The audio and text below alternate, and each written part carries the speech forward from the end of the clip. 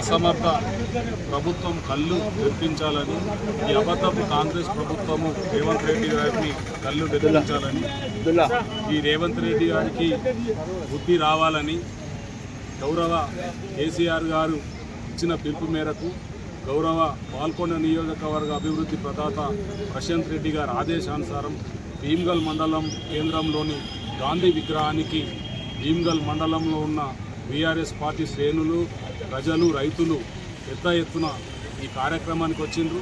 ముఖ్యంగా గవర్నమెంట్ ఏర్పడి ఇవాళ గాంధీ వర్ధంతి రోజుకు 420 రోజులు అవుతున్నది. అంటే సంవత్సరం దాటింది. అయినా వాళ్ళు ఇచ్చిన 6 గ్యారెంటీలు 420 హామీలల్లా ఒక్క హామీని కూడా సంపూర్ణంగా నెరవేర్చలేదు. మరి ఇంత దొంగ ప్రభుత్వం, అబద్ధాలు చెప్పి అధికారంలోకి వచ్చిన ప్రభుత్వం, ఈ దేశంలో అత్యంత ఫాస్ట్గా దిగజారిన ప్రభుత్వం ఒక సంవత్సరం ఏదన్నా ఉన్నది అంటే అది కేవలం రేవంత్ రెడ్డి గారు. 6 గ్యారెంటీల పేరుతో ప్రతి ఢిల్లీకి వెళ్ళి వచ్చిన గాంధీల నుండి ఇక్కడున్న నాయకుల వరకు అబద్ధాలు చెప్పి అధికారాన్ని చేపట్టిండ్రు. ఈరోజు రైతులను వంచిండ్రు, మహిళలను వంచిండ్రు, యువకులను వంచిండ్రు. ముఖ్యంగా రైతులకు రుణమాఫీ చేస్తామని 2 లక్షల రుణమాఫీ మీరు కేసీఆర్ గారు ₹1,00,000 ఇచ్చారు కదా, మీరు ఎంబడే 2 లక్షలు తెచ్చుకొని మళ్ళీ మేము వచ్చిన తెల్లారే మీకు 2 లక్షల రుణమాఫీ చేస్తామన్నారు.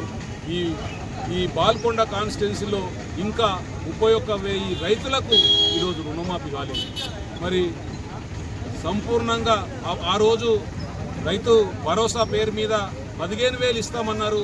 ఈరోజు వరకు కూడా భరోసా పేరు మీద డబ్బులు వల్లే మళ్ళీ మండలానికి ఒక గ్రామం అని 1 ఎకరం ఉన్న రైతుకు మాత్రమే మొన్న 26 నుండి డబ్బులు వేస్తూ ఉన్నారు. మరి ఈ తెలంగాణ రాష్ట్రంలో ఈ భీమ్గల్ మండలంలో 27 గ్రామ పంచాయతీలు ఉన్నాయి. ఒకటే గ్రామ పంచాయతీలో ఉన్న రైతుల మిగిలిన ఊర్లలో ఉన్న వాళ్ళు రైతులు గారా? మరి వాళ్ళకెందుకు డబ్బులు వేయద్దు? అంటే ఇంతటి అసమర్థ ప్రభుత్వం ఏదన్నా ఉన్నది అంటే ఈ భారతదేశంలో ఈ రేవంత్ రెడ్డి గారి ప్రభుత్వమే. అంతేకాకుండా ఈరోజు రైతులకు ఉద్యోగాలు కేసీఆర్ గారు ఇస్తే ఆ ఉద్యోగాలు పిలిచి నేను ఇచ్చినని చెప్పుకుంటాం.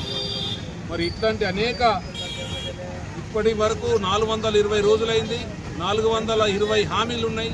ఒక్క హామీని కూడా ఇయ్యని రేవంత్ రెడ్డిని మేము హెచ్చరిస్తూ ఉన్నాం.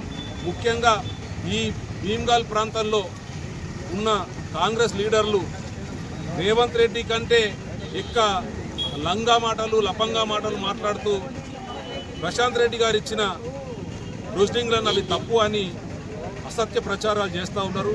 మీకు బుద్ధి, సిగ్గు, శరం ఏమన్నా ఉంటే మీరు ఈ భీమ్గల్ మండలంలోని నడిబొడ్డున చర్చకు మేము రెడీగా ఉన్నాం. మీరు ఒకవేళ మీరు నిజంగానే మీరు మనుషులే అయితే ఖచ్చితంగా చర్చకు రావాలని ఈ సందర్భంగా నేను హెచ్చరిస్తాం. జై తెలంగాణ.